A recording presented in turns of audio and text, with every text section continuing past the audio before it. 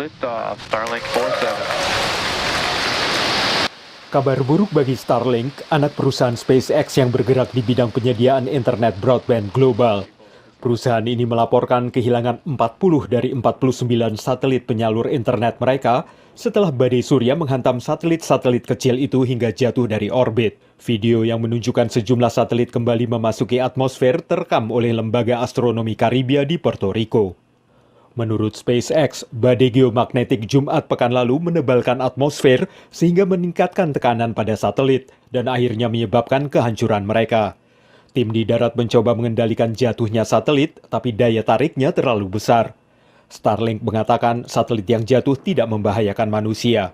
Sementara itu, tahun ini menandai peringatan 50 tahun misi Apollo 16, yakni misi kelima yang mendaratkan astronot di bulan.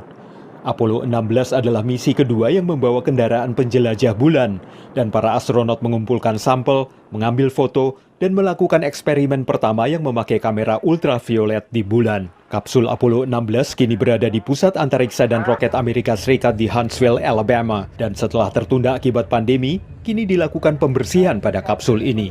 This is a piece of history that human beings should be able to enjoy millennia from now, not just in the next few decades or centuries, but it should be kept and preserved because it represents one of the greatest triumphs of the space program of the planet Earth.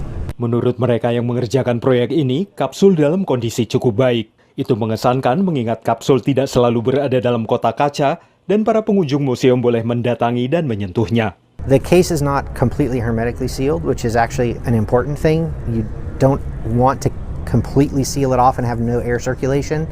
And so we do occasionally get insects and fluff and those sorts of things in there.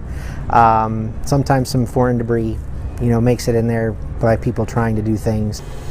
Para pekerja secara berhati-hati menggunakan berbagai metode pembersihan agar kapsul antariksa ini tampil prima saat perayaan 50 tahun penerbangan Apollo 16 pada tanggal 16 April mendatang. Dalam pada itu, wahana surya Parker milik NASA merekam serangkaian gambar pertama dari planet tetangga bumi, Venus. Gambar-gambar yang diubah menjadi video ini mengungkapkan adanya wilayah kontinen, dataran dan dataran tinggi, serta lingkaran oksigen di atmosfer Venus.